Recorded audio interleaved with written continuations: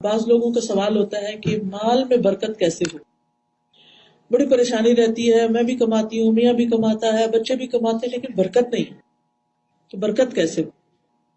پہلی چیز ہے اللہ کا تقوی. فرمایا وَلَوْ أَنَّ أَهْلَ الْقُرَىٰ آمَنُوا وَاتَّقَوْا لَفَتَحْنَا عَلَيْهِمْ بَرَكَاتٍ مِّنَ السَّمَاءِ وَالْأَرْضِ، اگر یہ بستیوں والے ایمان لاتے اور اللہ کا تقوی اختیار کرتے تو ہم ان پر آسمان اور زمین کی برکتوں کے دروازے کھول دیتے. ہر کام اللہ کے ڈر سے کرے، اللہ کی نافرمانی نہیں. دوسری چیز صدقہ. حدیث میں آتا ہے تم جو بھی صدقہ کرو گے اللہ اس کی جگہ اور دے گا، اور وہ سب رزق دینے والوں میں سے بہتر.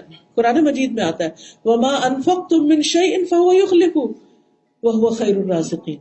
بچوں کی جاب شروع ہوئی، پہلی تنخواہ میں سے لازماً صدقہ کروائیں، پھر ہر مہینے صدقہ کروانے کی عادت کریں، تاکید کریں، اور انہیں لے کے بیٹھے کہ بیٹا دینے سے مال بڑھتا ہے، صرف بینک میں جمع کرنے سے نہیں بڑھے گا. صدقہ مال کو کم نہیں کرتا. حدیث میں آتا ہے جو آدمی صلہ رحمی کے لیے سخی بن جاتا ہے، جود و سخا کا دروازہ کھول دیتا ہے، اللہ اس کی وجہ سے اس کے مال میں اضافہ کر دیتا ہے. رشتہ داروں کو دینے سے مال بڑھتا ہے. صحابہ کہتے ہیں کہ نبی صلی اللہ علیہ وسلم ہمیں صدقے کا حکم دیتے، اور ہم میں سے کچھ لوگوں کے پاس کوئی چیز ہوتی نہیں تھی دینے کے لیے، کچھ بھی نہیں تھا دینے کو، کریں کیا؟ تو وہ بازار جاتے، اپنی پیٹھ پہ کوئی چیز اٹھاتے، مزدوری کرتے، اور ایک مد لے کر آتے، اور وہ رسول اللہ صلی اللہ علیہ وسلم کو دے دیتے، یعنی صدقہ کر دیتے. وہ کہتے ہیں بے شک میں آج ایک شخص کو جانتا ہوں، اس کے پاس اب 1,00,000 ہے، یعنی درہم، مگر ان دنوں اس کے پاس 1 درہم بھی نہیں ہوتا تھا. تو وہ اس صدقے کی بدولت اللہ نے ایسی برکت ڈالی کہ آج لاکھوں ہے اس کے پاس.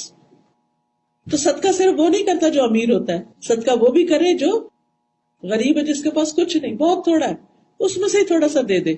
کیونکہ اللہ تعالیٰ ہر روز 2 فرشتے مقرر کرتے ہیں، اور وہ دعا کرتے ہیں اللہ دینے والے کو اور دے، دینے والے کو اور دے. جو کھڑے ہو کے بس یہی دعا کرتے رہتے ہیں ہر روز، اللہ دینے والے کو اور دے، اور نہ دینے والے کا پہلا بھی ضائع کر دے.